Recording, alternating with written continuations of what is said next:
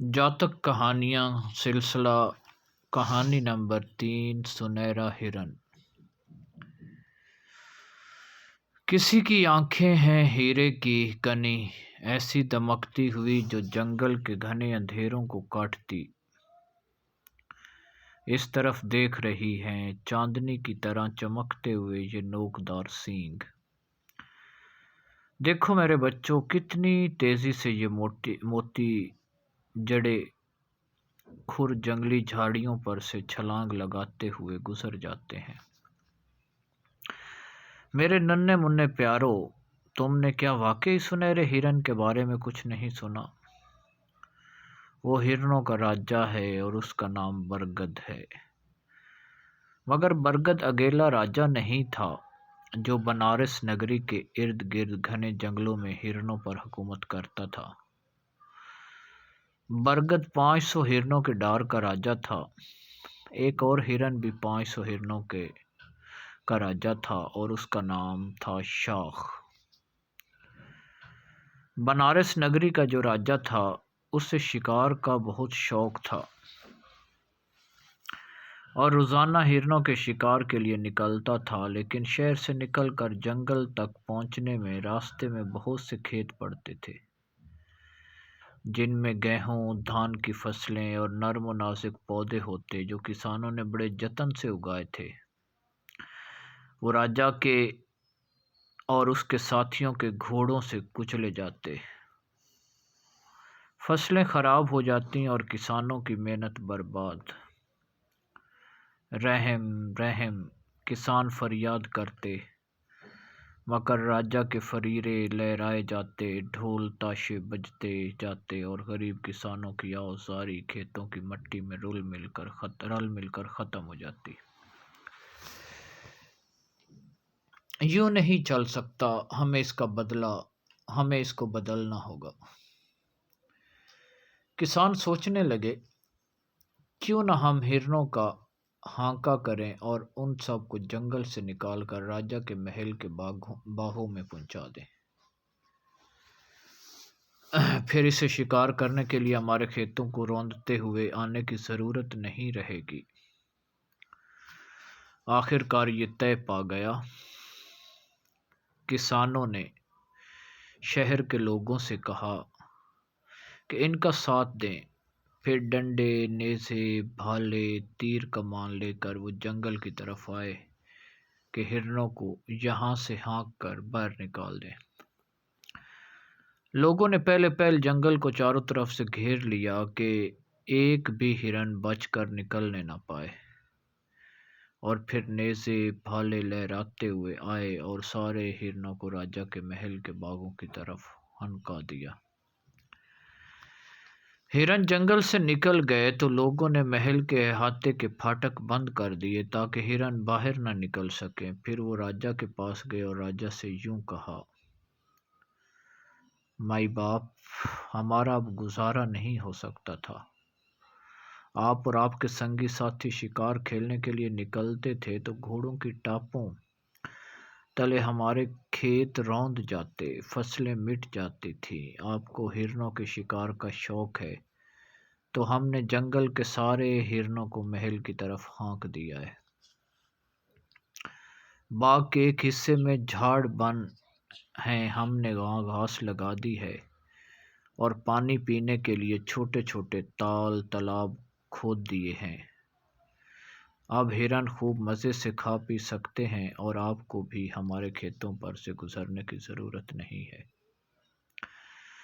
کسانوں کے کھیت تاراج ہونے سے بچ گئے اور راجا کو شکار کے لیے اپنے محل سے دور جانے کی ضرورت نہ رہی۔ وہ شکار کھیلنے جاتا اور ہرنوں کے ڈار کو خوش ہو کر دیکھتا۔ اس نے دیکھا کہ ان میں 2 سنہرے ہرن ہیں۔ سنہرے ہرنوں کا ہرگز نہ شکار کیا جائے، نہ ان کو کوئی نقصان پہنچے۔ راجا نے حکم دیا۔ راجا کے آدمی احتیاط برتتے تھے کہ ان سنہرے ہرنوں کو کوئی شکار نہ کرے، لیکن ڈار کے ہرن روزانہ ان کا نشانہ بنتے تھے۔ ایک ہرن مارا جاتا اور اس سے راجا کے محل میں شاندار ضیافت کا اہتمام کیا جاتا۔ शिकारी तीर कमान और नेज़े लेकर हिरणों का पीछा करते और मरने से पहले हिरन कई बार जख्मी होता। हिरन जख्म खाते और भागते भागते निढाल होकर गिर पड़ते। यूं शिकारी उनको पकड़ लेते। कुछ तो ऐसे भी होते जो जख्म खाकर भी भागते रहते और शिकारी के जाल से बच निकलते, मगर जो जख्म खाए थे वो बहुत दिनों तक तकलीफ देते रहते। ये सारा माजरा सुनहरे हिरन भी देख रहे थे। एक दिन शाह नाम का सुनहरा हिरन उस सुनहरे हिरन के पास आया जिसका नाम बरगद था, और उससे यूं कहा, ऐ मेरे जंगल के साथी, मेरी बात ध्यान से सुन रखना। डार के हिरन हमारे बच्चे हैं और हमारी रियाया, मगर उनको बेदर्दी से मारा जा रहा है। मारने से पहले बुरी तरह से जख्मी किया जाता है। अफसोस ये तो तय हो गया कि राजा को महल की ज़ियाफ़त के लिए रोज़ाना एक हिरन खुद ही राजा के महल में चला जाए और राजा के आदमी उसका गोश्त ले लें। बरगद नाम के सुनहरे हिरन ने उसकी बात ध्यान से सुनी, और जब देखा कि उसके अलावा कोई चारा नहीं है तो उसकी बात मान ली। अब ये तय हो गया कि रोज़ाना जंगल का एक हिरन महल के पास जाता और महल के फाटक पर बने हुए पत्थर पर अपना सफ़ेद माथा टेक देता। महल में से राजा के नौकर चाकर बाहर आते और उसे पकड़कर अंदर ले जाते, जहां उसको ज़िबा कर दिया जाता।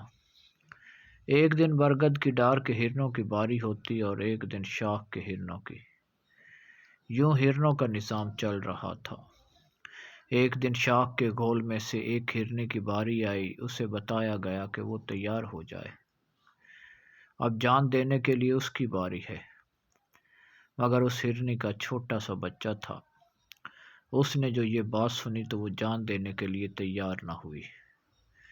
वो शाह नाम के सुनहरे हिरन के पास गई और उससे यूं कहने लगी, ऐ सरदार, महल जाने की आज मेरी बारी आई है, मगर मेरा बच्चा छोटा है, उसे माँ के सहारे की ज़रूरत है। आपका हुक्म हो तो मैं कुछ दिन के बाद चली जाऊंगी, जब मेरा बच्चा ज़रा और बड़ा हो जाएगा। तुम जाओ, शाह ने कहा, दस्तूर यही है, जिसकी बारी आ जाए उसे ज़रूर जाना पड़ता है। एक हिरन दूसरे हिरन की जगह काम नहीं आ सकता, तुमको महल जाना ही होगा। हिरनी का नन्हा मुन्ना कलेजा कांप उठा। उससे रहा नहीं गया और वो दौड़ती हुई बरगद नाम के सुनहरे हिरन के पास जा पहुंची और उसके सामने आंसू बहाने लगी। ऐ हिरनों के राजा, मुझ दुखियारी पर तरस खाओ, मेहरबानी करो, आज महल जाने की मेरी बारी आ गई है। मैं तो चली भी जाती, लेकिन क्या करूं, ममता की मारी हूं। मेरा बच्चा दूध पीता है, ये हो सकता है कि मैं कुछ दिन बाद चली जाऊं, जब मेरा बच्चा ज़रा बड़ा हो जाए। सुनहरे हिरन ने उसकी बात सुनी, फिर उसकी तरफ देखते हुए यूं कहा, ऐ हिरनी, तू बेशक वापस चली जा, मैं इसका बंदोबस्त कर लूँगा कि तेरी जगह कोई और हिरन चला जाए। हिरनी खुश खुश अपने बच्चे के पास लौट गई, लेकिन सुनहरे हिरन ने क्या काम किया। वो तीर की तरह भागा और बिजली की तरह लपकता हुआ पेड़ों पौधों से टकराता महल के पास जा पहुंचा और महल के फाटक के सामने सफ़ेद पत्थर पर अपना माथा टेक दिया। सुनहरा हिरन, महल में जो आदमी रोज़ हिरनों को ज़िबा करने और ज़ियाफ़त के लिए गोश्त तैयार करने पर मामूर था, उसने देखा तो चिल्ला उठा, सुनहरा हिरन यहाँ पत्थर पर माथा टेक रहा है, ये अपनी जान देने के लिए आया है, तो इस पर कौन सी विपदा पड़ गई। उस आदमी के हाथ से खंजर गिर पड़ा और वो भागा भागा राजा को बताने गया कि आज उसने एक अजीब माजरा देखा है। राजा ने सुना तो वो भी दौड़ा आया और अपने फाटक पर माथा टेके हुए जान देने के लिए तैयार सुनहरे हिरन से उसने यूं कहा, ऐ सुंदर सुनहरे हिरन, आखिर तुझ पर ऐसी क्या आफत आ गई कि तू अपनी जान से हाथ धोने के लिए मौत के इस पत्थर पर माथा टेक रहा है। تجھے تو پتہ ہوگا میں نے حکم دے رکھا ہے کہ کچھ بھی ہو جائے سنہرے ہرن کی جان ہرگز نہ لی جائے۔ اے سنہرے ہرن، سچ مچ بتا کہ وہ چیز کیا ہے جو تجھے یہاں تک کھینچ کر لائی ہے۔ سنہرے ہرن نے جان دینے والے پتھر پر سے سر اٹھایا اور راجا کی طرف نظریں اٹھا کر کہنے لگا کہ اے راجا، تیرے بل اور زور پر قربان۔ آج جان دینے کے لیے ایک سفید ہرنی کی باری تھی، لیکن وہ بچے کو دودھ پلا رہی ہے۔ اس کی جگہ لینے کے لیے میں آ گیا، اس لیے کہ اس کا بچہ چھوٹا ہے اور ماں کے بنا رہ نہیں سکتا۔ راجا نے یہ سنا تو اس کے کلیجے پر جیسے چھری چل گئی۔ اس کی آنکھوں سے آنسو ٹپکنے لگے اور ٹپک ٹپک کر سنہرے ہرن پر گرنے لگے، جسے راجا نے اپنے بازوؤں میں تھام لیا تھا۔ راجا سنہرے ہرن کے سامنے جھک گیا اور اس سے کہنے لگا، اے مہان آتما، تمہاری جان کی خیر ہو، اور اس سفید ہرنی کی بھی خیر جس کا بچہ ابھی چھوٹا ہے۔ تمہاری جان بخشی جاتی ہے، اٹھو اور ہمارے جھاڑ بن میں کلیلیں کرتے پھرو۔ سنہرے ہرن نے راجا کی طرف دیکھا اور اس سے یوں کہا، اے راجا، تیرے زور اور بل پر قربان، ہماری جان تو بچ گئی، لیکن ہمارے بھائی بہن جو اس محل کی جھاڑ بن میں رہ رہے ہیں، ان کا کیا ہوگا؟ ان کی جان بھی بخشی جاتی ہے، راجا نے جواب دیا۔ سنہرے ہرن نے راجا کی طرف دیکھا اور یوں کہا، محل کی جھاڑ بن میں رہنے والے ہرنوں کی جان بچ گئی، لیکن آپ کے راج پاٹ میں جو سارے ہرن رہ رہے ہیں، ان کا کیا ہوگا؟ ان کی بھی جان بخشی جاتی ہے، راجا نے جواب دیا۔